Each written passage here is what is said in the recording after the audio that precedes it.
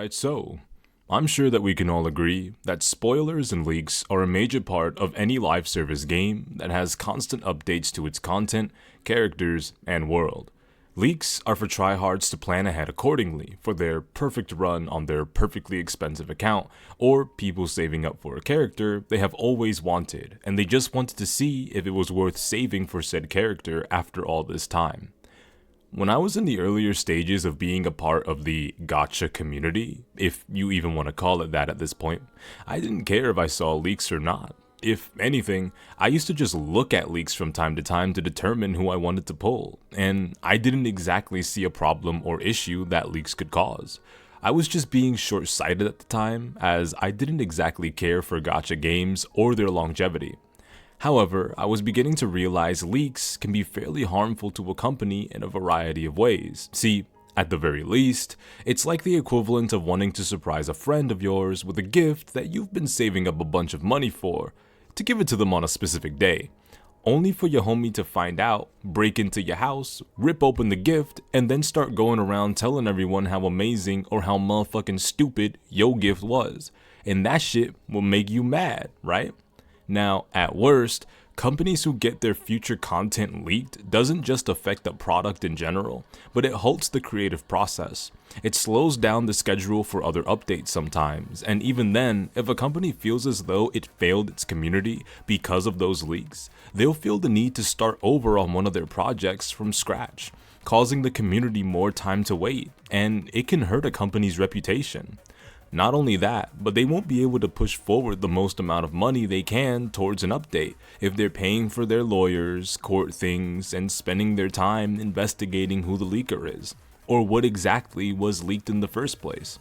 It's just a whole lot of BS that goes down when major leaks happen. Kuro Games is a very generous, very kind company from what I have seen. They are willing to take a lot of things lying down, and even though leaks are one of the most common things about these types of games, I am positive something like this bothers Kuro immensely, as they give us as much as they can and try to fix, alter, and provide everything the community asks for. And honestly, I wouldn't want Kuro to believe that the community is no longer a community worth coddling and providing for, as we have something good. And honestly, leaks aren't even important, and I'm positive even the most addicted to gacha like it's a damn drug player can survive without looking at leaks. What's going on, you guys? My name's Ragashu, and on this channel I'm going to be covering Wuthering Waves and Dragon Ball content. If you like what you see and like what you hear, go ahead and like and subscribe. Anyways, let's get right into what exactly it was the Wuthering Waves team decided to say in response to the immense amount of leaks that transpired in regards to Camellia and I'm pretty sure various other patches that I just didn't really pay attention to. Showing proper community etiquette can go far when it comes to a company as generous, kind, and supportive as Kuro Games. So, a couple of days ago, the Wuthering Waves developer team released a lengthy post talking about what happened and responding to regards of leaks. I read over the post on Twitter or X or whatever the site wants to call itself now, and honestly, it was a very reasonable and insightful post that I did agree with. Obviously, as I mentioned before, a lot of people rely on leaks, but it isn't something that is needed. Surely people who make content that revolve around leaks can find something else to do with their time, effort, and research, even though you don't necessarily have to research very far for leaks. A lot of the time, unfortunately, people who play these kinds of games will be recommended leaks through clips, photos, and videos on their algorithm feed automatically, which sucks for the people who want to be surprised. Sure, you can try and ignore them, but I remember my time playing Genshin, leaks were just everywhere, on almost every post I would see.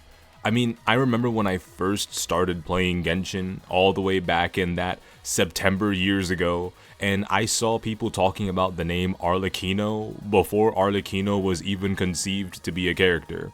And then lo and behold, years later, here she is, and man, Genshin leakers are actually built different. That's actually insane. But anyways, I can see how people in the Wuthering Waves community could be tired of the whole leak situation in general, as it's something that has been a common occurrence for a long time. So let's jump into exactly what it is that the Wuthering Waves dev team member stated. It goes as follows. Dear Rovers, since the start of version 1.1 CBT, our work has been overshadowed by unauthorized content leaks. These leaks have spread fast and wide, including story cutscenes, storyboard drafts, character concept art, and even discarded environment assets.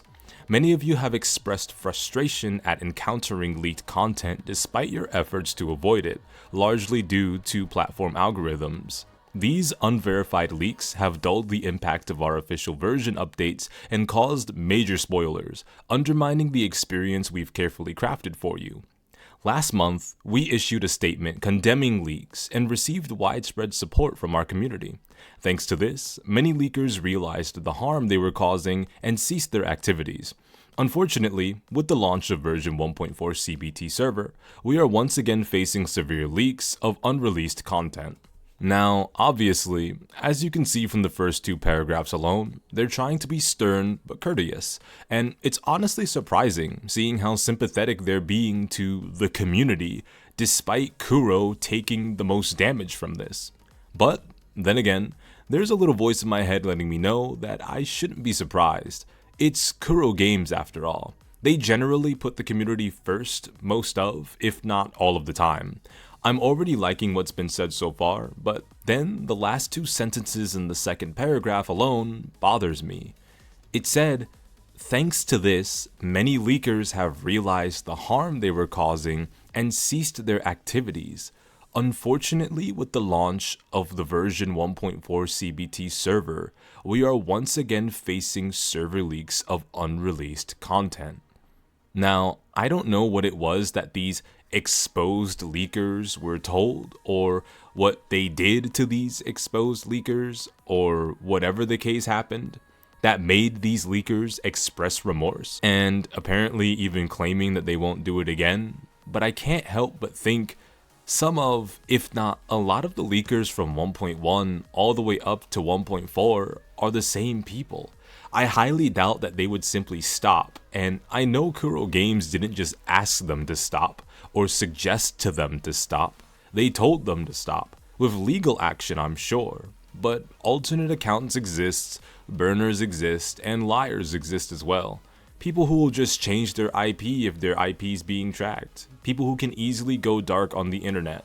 I doubt this will ever be the last time Kuro Games faces major leaks, especially since this is involving a game so much bigger than its predecessor, Punishing Grey Raven, both in terms of game quantity and community quantity. Anyways, maybe I'm looking too deeply into it, but I really doubt that these leakers are going to stop what they're doing. So, continuing on. Developing a new version is meticulous and time-consuming. Character creation, for example, begins several versions ahead with user research, followed by months of design, development, testing, and fine-tuning. Before each update, we conduct a closed beta test to ensure the final product meets player expectations. Promotion only begins when everything is ready, with methodical scheduled moments to provide the best experience. We believe this approach ensures consistent, polished releases, allowing players and content creators to fully engage with each update. Unfortunately, leaks disrupt this process, taking away the element of surprise and undermining the hard work of our team members who put their hearts into every detail. In response to the damage caused by these leaks, we have implemented stronger measures to prevent future incidents. These measures include reinforcing confidentiality in our test servers, issuing formal warnings, and collaborating with various content sharing platforms to remove unauthorized material. Additionally, we have initiated legal proceedings against severe breaches of intellectual property, which are currently progressing through the courts.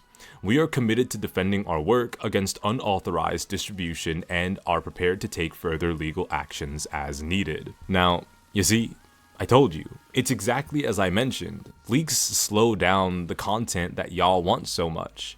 And what's funny is, some people may have a colder approach about not caring what the effects of leaks can have on the game that they play, but then immediately crash out when they see that a version has been delayed or a character that they want has been changed in a way they didn't want because of these very leaks. Obviously, leakers will be around forever. This isn't something we will be able to fully stop. I mean, I even heard that the company itself had one of its own workers distributing such content themselves. And if you have enemies on the outside and the inside, you will always have enemies to deal with and do things you don't like forever, whether you shut yourself in or run out for yourself. Now, as for this talk of legal proceedings, I'm sure this legal action is being taken towards the people that were originally close to them to begin with. And I'm sure it's a long, complicated, and expensive process. Funny, because it's almost as if this money could have gone towards future versions. Ain't that something? Everyone needs to do their part when it comes to avoiding leaks and pushing leaks out of a community. We won't be able to tear it out completely, but we can still suppress it enough to the point that it won't be thriving. I was actually happy to see on one of my more recent Wuthering Waves videos, the one on Camellia, that there were a lot of you in support of being anti-leaker, and even saying you're doing your best to support this whole no leakers process. And I agree with you guys completely. And I'm glad to see the people in my community actively mentioning they're trying to avoid leaks. Anyways, let's continue. Now, with version 1.4 CBT on track and preparations for official marketing well underway, the team is focused on developing our next major update, a brand new area that we've been designing based on all of the feedback from you since launch. This new area is a true co-creation between us and the player community. In a way, it belongs to both of us. We call on all players to cherish this creative journey together. Please help us protect our hard work by standing against leaks. We will continue gathering evidence against those who steal and distribute our unreleased materials. If you encounter any leaks, we encourage you to report them to us via our dedicated email, legal@kurogames.com. Once again, we extend our deepest thanks to all of you for your love and support. Wuthering Waves Dev Team, October 21st, 2024. Now, before I get into how amazing the final point that was touched on was, I want to make a quick comment on the closed beta tests that trusted players are invited to. These players are some of the most trusted and relied on players for their source of feedback and confidentiality. A company having a CBT server for trusted players is always and forever will be a double-edged sword. If relations grow sour, players may become bitter towards something bigger than themselves, such as a company. Mistakes can also happen. Someone might boot up a stream and sign in to the wrong Wuthering Waves. Granted, you'd have to be very stupid to do that, amongst other things. I am personally of the mind having a CBT server for your game is good, though just know it can beget problems in the future. Now, to their last point, speaking of the co-creation map that was created through the ideas of community feedback and ever-transforming ideas Kuro Games had, I am seriously hoping it isn't only the ideas from the voices of the CBT players, and they actually did take feedback from their feedback forums, mails, and feedbacks at the end of surveys. See, I'm seriously hoping that sometime soon, we actually get the destroyed city biome we see in Saving Light. Seriously, this is the one thing I need badly in Wuthering Waves, aside from Alpha, of course.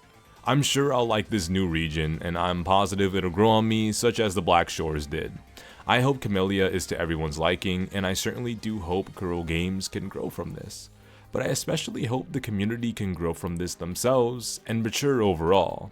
And I know, that's a tall order to ask from the gacha community, but even after everything that was stated by Kuro Games, they're still letting us know that they stand by us, and they're expecting us to stand by them as well. And I plan on doing just that. I may have completely moved on from all other gachas aside from Wuthering Waves and PGR at this point, for the exception of maybe one other. But I think Kuro Games is a community I really want to stand by for the long run. They seem fun, cool, and great. They listen and provide. It's exactly what I always wanted from a company when it comes to companies making gacha games. So, listen to me go on and on about how I like Kuro Games and want to stand by them and stuff. Anyways, let's keep up our good work of trying to suppress leakers, show the proper etiquette I know you guys can have. But, anyways, I've been Ragashu, and I've had your time for long enough. Thank you guys for stopping by. I hope you all take care, and peace.